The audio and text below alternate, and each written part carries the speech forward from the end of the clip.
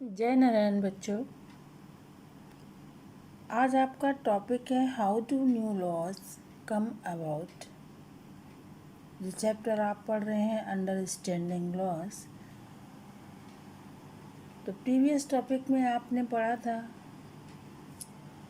Do laws apply to all.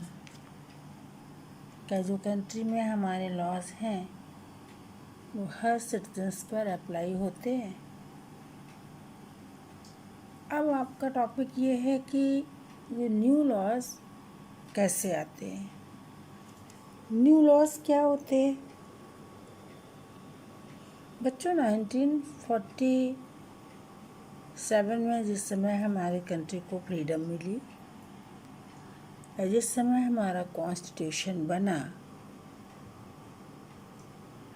तो उस समय की सिचुएशन को अगर हम देखें और आज प्रेजेंट टाइम की सिचुएशन में देखें तो बहुत से चेंजेस आते हैं।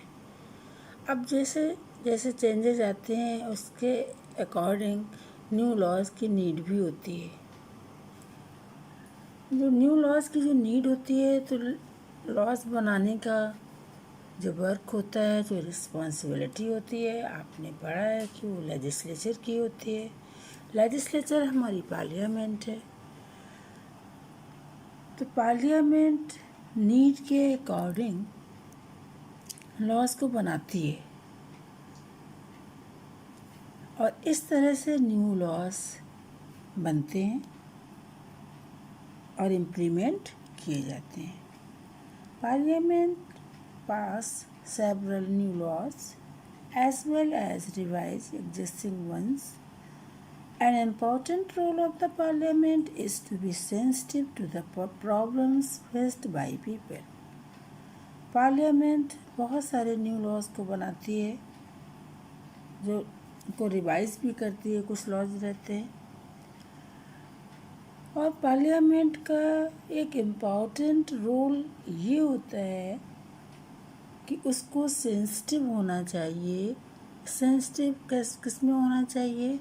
जो प्रॉब्लम्स पब्लिक फेस करती है उसमें उसको सेंसिटिव होना बहुत ज़रूरी है। प्रॉब्लम्स क्या रहती हैं? प्रॉब्लम्स में देखें आप तो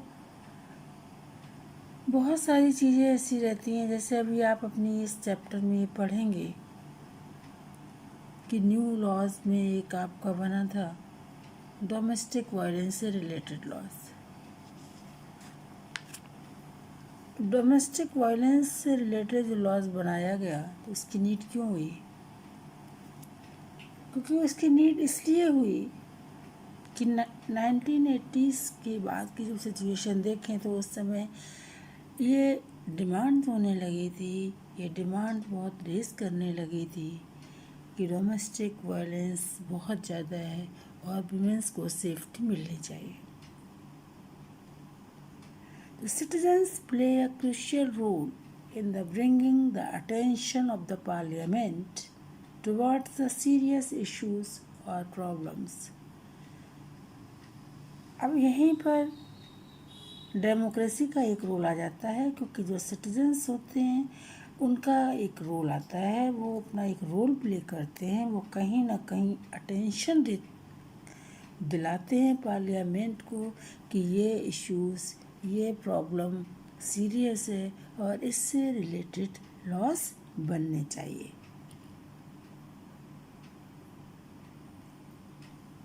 TV reports, newspapers, radio, local meetings influence the parliament and make it more accessible and transparent to the people. TV में रिपोर्ट्स दी जाती हैं, न्यूज़पेपर्स में आते हैं, रेडियो में टेलीकास्ट किया जाता है, लोकल मीटिंग्स होती हैं। और जब इस तरह की सिचुएशन आती है, कोई इश्यूज़ कंट्री में इस तरह के जो होते हैं, तो पार्लियामेंट में भी पहुंचते हैं और इस तरह से पार्लियामेंट लॉज को बनाती है।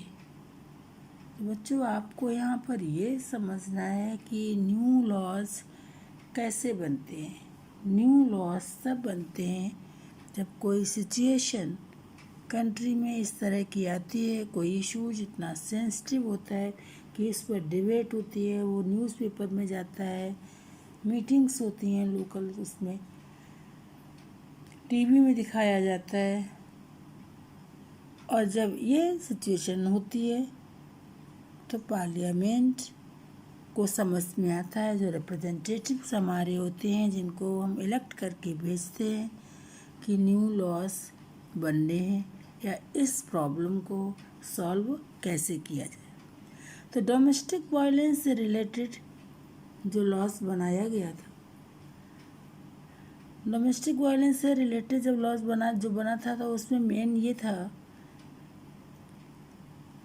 कि 1980 के बाद से जो वुमेन्स ऑर्गेनाइजेशंस, उसने ये डिमांड की कि कंट्री में वुमेन्स की सिचुएशन बहुत ख़राब है और पार्लियामेंट को वुमेन्स की सेफ्टी के लिए कोई ना कोई लॉस आना चाहिए।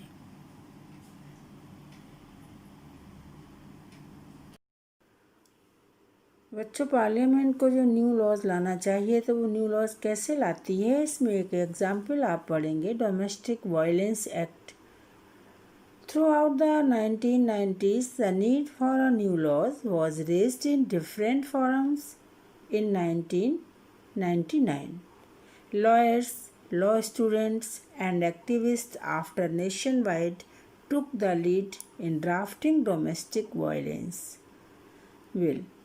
This draft bill was widely circulated. तो इसमें आपने देखा कि किस तरह से इस लॉस के बनने के लिए जो डिमांड थी वो रेज की गई, डिफरेंट ग्रुप्स बने, ऑर्गेनाइजेशन बने और एक बिल सर्कुलेट किया जाता है, वाइडली सर्कुलेट किया जाता है और जिसमें प्रिवेंशन एंड प्रोटेक्शन की बात होती है। किसके प्रिवेंशन एंड प्रोटेक्शन की बात होती है? वुमेन्स के।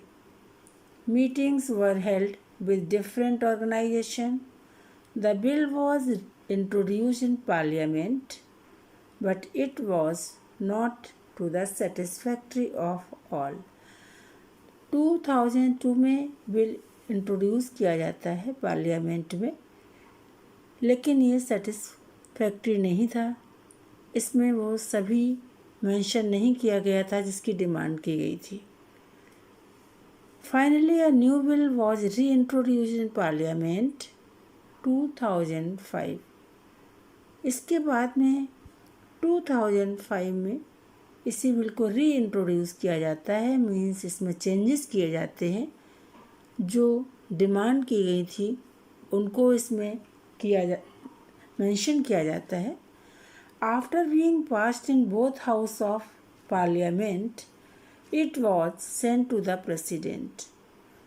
लॉ का क्या प्रोसेस होता है ये आपको बताया भी है कि दोनों जो हमारे हाउस रहते हैं पार्लियामेंट के, उनसे पास होना चाहिए और उसके बाद में प्रेसिडेंट के साइन होने चाहिए।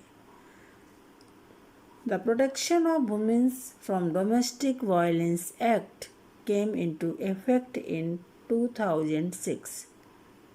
और इसके बाद में जो बनता है laws, the protection of women from domestic violence act, और वो इफेक्ट में कब से आता है? 2006। तो किस तरह से लॉस न्यू बनते हैं आपको इस एग्जाम्पल से समझ में आया होगा। टॉपिक है आपका unpopular and controversial laws. Unpopular and controversial laws कौन से लॉज होते हैं? जो पार्लियामेंट जिनको पास करती है और वो अनपॉपुलर और कंट्रोवर्शियल हो जाते हैं। Sometimes a law can constitutionally valid and hence legal, but it can continue to be unpopular and unacceptable to people because they feel that the intention behind it is unfair and harmful. कभी कभी parliament जो law बनाती है वो constitutionally valid है, legal भी है, लेकिन इसके बाद भी अनपॉपुलर है, अनएक्सेप्टेबल है, मीन्स पब्लिक लाइक नहीं करती है, क्योंकि पब्लिक ऐसा फील करती है कि ये जो लॉ बनाया गया इसके पीछे जो इंटेंशन है वो अनफेयर है और पब्लिक के लिए ये लॉ जो बना है वो हार्मफुल है। तो इस तरह के जो लॉज होते हैं उनको कंट्रोवर्शियल लॉज कहा जाता है। पब्लिक अपोज करने के लिए डिफरेंट मेथड अडॉप्ट करती है। People might criticise the law, hold public meetings, write about it in newspapers, report to TV news channels. Public meetings की जाती हैं, न्यूज़पेपर्स में आर्टिकल्स दिए जाते हैं, टीवी में जो न्यूज़ चैनल्स होते हैं उन पर डिबेट्स होती है। और इस तरह से जिस लॉ को पार्लियामेंट ने पास किया और पब्लिक ने अगर ऐसा फील किया कि जो लॉ बना है वो हार्मफुल है, तो डिफरेंट मेथड अडॉप्ट करके पब्लिक लॉ का अपोज करती है। When a large number of people begin to that a wrong law has been passed, then there is a pressure on the parliament to change this. किसी भी law का जब इतने large scale पर oppose किया जाता है, large number of people oppose करते हैं, तो पार्लियामेंट जो इलेक्टेड रिप्रेजेंटेटिव से बनी है, तो कहीं ना कहीं उसके ऊपर एक प्रेशर आता है कि हमें इस लॉ को चेंज करना चाहिए। The court has the power to modify और cancel laws if it finds that don't adhere to the constitution. Parliament को जो भी लॉ बनाने का राइट दिया गया है, जो भी लॉज को बनाती है, तो उसको अकॉर्डिंग टू कॉन्स्टिट्यूशन बनाने रहते हैं। और कोर्ट को एक रिव्यू करने की पावर है कि कोर्ट ये चेक कर सकता है कि पार्लियामेंट ने जो लॉ बनाया है वो अकॉर्डिंग टू कॉन्स्टिट्यूशन है या नहीं। और अगर कोर्ट ऐसा पाता है, देखता है कि ये लॉ जो बनाया है पार्लियामेंट ने पास किया है ये कॉन्स्टिट्यूशन के अकॉर्डिंग नहीं है, तो इस तरह के लॉ को कोर्ट भी कैंसिल कर देता है। The involvement and enthusiasm of the people that helps parliament perform its representatives functions properly। तो जिस तरह से पब्लिक इन्वॉल्व होती है, पब्लिक अवेयर रहती है, तो पार्लियामेंट भी अपना फंक्शन जो है, जो रिप्रेजेंटेटिव्स हैं वो अपना फंक्शंस प्रॉपरली करते हैं। तो डेमोक्रेसी में मेन ये है कि पब्लिक को अवेयर रहना है। रिप्रेजेंटेटिव्स जो हैं वो तभी ठीक से वर्क करेंगे जब वो देखेंगे कि पब्लिक अवेयर है, वो जो भी लॉज को बनाते हैं, पास करते हैं, उसको पब्लिक वॉच करती है। और इस तरह से लॉज जो बनाती है पार्लियामेंट, और जहाँ पर पब्लिक को ये लगता है कि ये अनफेयर है, तो वो laws controversial and unpopular laws बोले जाते हैं। तो कंट्रोवर्शियल एंड अनपॉपुलर लॉज क्या है? कंट्रोवर्शियल एंड अनपॉपुलर लॉज वो लॉ होते हैं जो पब्लिक ने ये फील किया कि इनके बनाने के पीछे इंटेंशन जो है वो अनफेयर है, और जब लार्ज नंबर ऑफ पब्लिक किसी लॉ का अपोज करती है तो वो कंट्रोवर्शियल लॉज कहा जाता है। बच्चों, आपका ये टॉपिक कंप्लीट होता है। Thank you.